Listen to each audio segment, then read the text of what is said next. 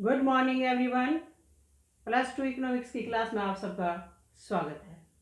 और आज का हमारा टॉपिक है थ्योरी ऑफ डिमांड, मांग का सिद्धांत। सबसे पहले आता है कंसेप्ट ऑफ डिमांड, मांग की धारणा क्या है, यानी मांग किसे कहते हैं, उसके बारे में क्या थ्योरी है। मांग, इच्छा, आवश्यकता और मांग आम बोलचाल की भाषा में इन तीनों शब्दों का समान अर्थ लिया जाता है, लेकिन अर्थशास्त्र में इन तीनों शब्दों का अलग अलग विशेष अर्थ है। सबसे पहले आते हैं डिजायर यानी इच्छा पर। डिजायर, इच्छा। इच्छा क्या है? जब हमारे मन में किसी वस्तु को खरीदने की भाव उत्पन्न होते हैं उसे हम इच्छा कहते हैं, लेकिन उसे खरीदने के लिए हम योग्य नहीं हैं, यानी हमारे पास पर्याप्त धन नहीं है। उसके बाद आती है वांट। वांट का अर्थ है कि किसी वस्तु की इच्छा है खरीदने की और उसके हम योग्य भी हैं, यानी हमारे पास पर्याप्त धन भी है लेकिन खरीदने की तत्परता नहीं है, तो वह क्या रह जाती है? वांट, आवश्यकता ही रह जाती है। मांग का रूप कब लेती है कोई इच्छा? जब किसी वस्तु को खरीदने की हमारे मन में इच्छा भी है, हम योग्य भी हैं, यानी उसे खरीदने के लिए हमारे पास पर्याप्त धन भी है और उस धन को खर्च करने के लिए हम तत्पर है, तो उस वस्तु की वह मांग बन जाती है। तो कंसेप्ट ऑफ डिमांड में इच्छा केवल खरीदने की इच्छा, लेकिन पैसा नहीं होता।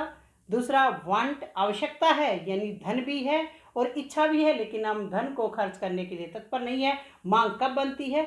जब हम किसी वस्तु की इच्छा भी रखते हैं, पर्याप्त धन भी हमारे पास है और उस धन को खर्च करने के लिए तत्पर भी हैं। उसके बाद आता मांगी गई मात्रा। किसी वस्तु की मांगी गई मात्रा, निश्चित कीमत पर एक उपभोक्ता विभिन्न संभव कीमतों पर जितनी मात्राएं खरीदने का इच्छुक होता है उसे उस वस्तु की मांगी गई मात्रा कहते हैं। उसके बाद आता है डिमांड, यानी डिमांड है क्या, मांग कहते किसे हैं?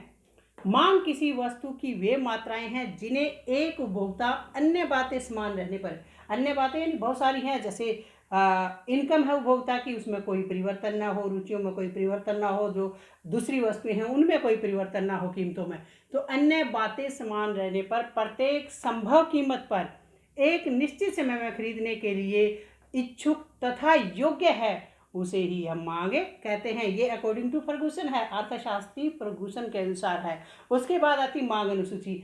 मांग अनुसूची यानी डिमांड शेड्यूल क्या है? यह वह तालिका है जिसमें कीमत और खरीदी गई मात्राओं के संबंध को दर्शाया जाता है। और मांग शेड्यूल यानी डिमांड शेड्यूल या मांग अनुसूची दो प्रकार की है। फर्स्ट है व्यक्तिगत मांग अनुसूची और दूसरी है बाजार मांग अनुसूची। व्यक्तिगत मांग अनुसूची क्या है? जब एक उपभोक्ता निश्चित अवधि में वस्तु की विभिन्न संभव कीमतों पर विभिन्न मात्राएं खरीदने का इच्छुक होता है तो उसे व्यक्तिगत मांग अनुसूची कहा जाता है। बाजार मांग अनुसूची क्या है?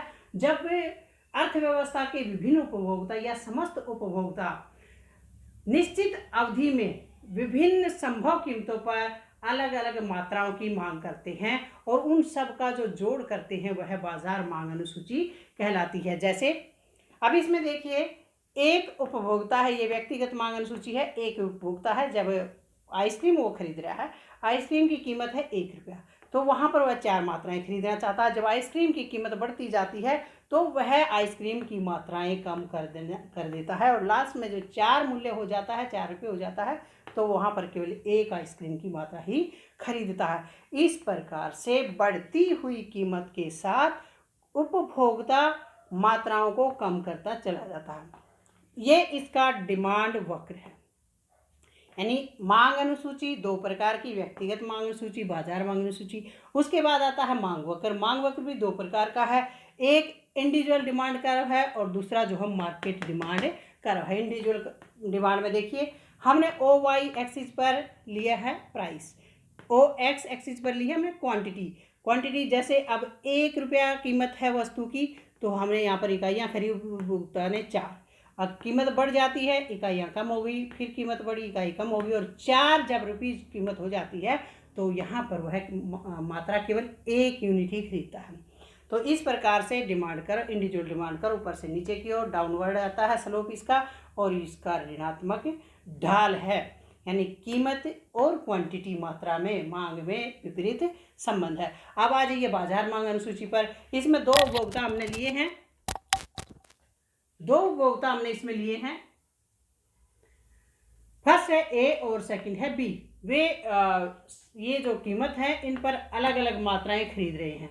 बाजार मांग अनुसूची के लिए क्या करते हैं, हम ए प्लस बी दोनों उपभोक्ताओं की मात्राओं को जोड़ देते हैं। ये ए डिमांड्स कर्व है, यानी ए उपभोक्ता के द्वारा वस्तु की जो मात्राएं मांगी गई हैं उसका डिमांड कर्व है, यानी एक पर ये 4 मात्राएं खरीद रहा है और 4 पर 1 खरीदता है। बी में जब एक कीमत है तो 5 मात्राएं खरीदता है, जब कीमत 4 बढ़ जाती है तो वो 2 यूनिट वहाँ पर खरीदता है।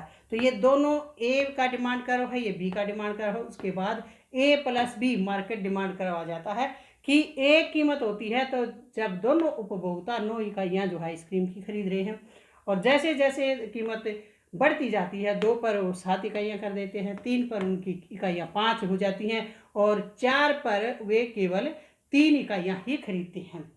तो मार्केट डिमांड कर्व भी ऊपर से नीचे की ओर डाउनवर्ड होता है स्लोप इसका, और ये ऋणात्मक ढाल है। यहाँ प्राइस है, ये प्राइस है, नीचे क्वांटिटी है।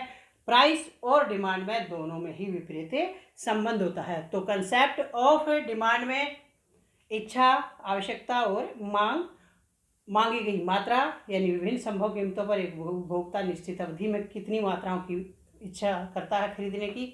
मांग क्या है, अन्य बातें समान रहने पर एक संभव कीमतों पर निश्चित समय अवधि में खरीदने के लिए जो उपभोक्ता है वस्तु की मात्रा खरीदने का जो इच्छुक होता है वह मांग कहलाती है। मांग अनुसूची मात्रा और कीमत का संबंध है, ये 2 प्रकार की है, व्यक्तिगत मांग अनुसूची है और बाजार मांग अनुसूची है। उसी प्रकार डिमांड कर्व यानी मांग वक्र भी जो है कीमत और मात्रा का संबंध जो है अधिकतम मात्राओं का संबंध दिखाता है।